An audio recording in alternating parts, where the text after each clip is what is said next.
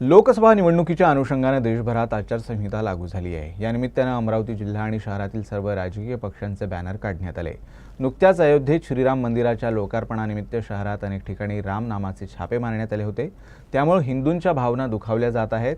आचारसंहितेच्या नावाखाली महानगरपालिकेद्वारे प्रभू श्रीरामाचा अपमान करण्यात येत असल्याचा आरोप श्री शिव प्रतिष्ठान हिंदुस्थानच्या वतीने करण्यात आला आहे। लोकसभेच्या आचारसंहितेमुळे जय श्रीराम हे नाव तेव्हा लिहिलेलं जय श्रीराम हे नाव आता आचारसंहितेच्या नियमाच्या अंतर्गत हे मोडले चालले।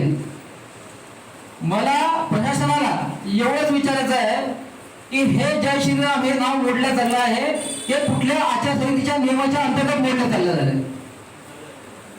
आणि हे जय श्रीराम हे जे नाव हे सरकारी जागेवर असेल, सरकारी इमारतीवर असेल, तर अशा महानगरपालिकेच्या आयुक्तांना माझा प्रश्न आहे, आजपर्यंत महानगरपालिकेच्या आयुक्ताच्या इमारती म्हणजेच अंबानगरीचा प्रवेशद्वार नागपूरकडून आपण जेव्हा येतो ते प्रवेशद्वार जे अमरावती में आपका स्वागत आहे हे नाव तुटलेलं आहे किती दिवसापासून।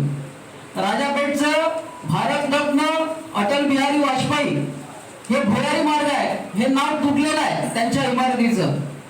धर्मवीर छत्रपती संभाजी महाराजांचा बलिदान दिवस झालेला आहे आणि राजापेठच्या उडानपुराला धर्मवीर छत्रपती हे नाव जे दिलेलं आहे हे नाव तुटलेलं आहे। मग या शासकीय इमारतीचे सौंदर्यीकरण आपल्याकडनं होत नाही, या शासकीय इमारतीची काळजी आपल्याकडनं होत नाही। अमरावती शहराच्या मध्यभागी असलेला टाउन हॉल हे कित्येक दिवसापासून भंगारामध्ये पडलेलं आहे।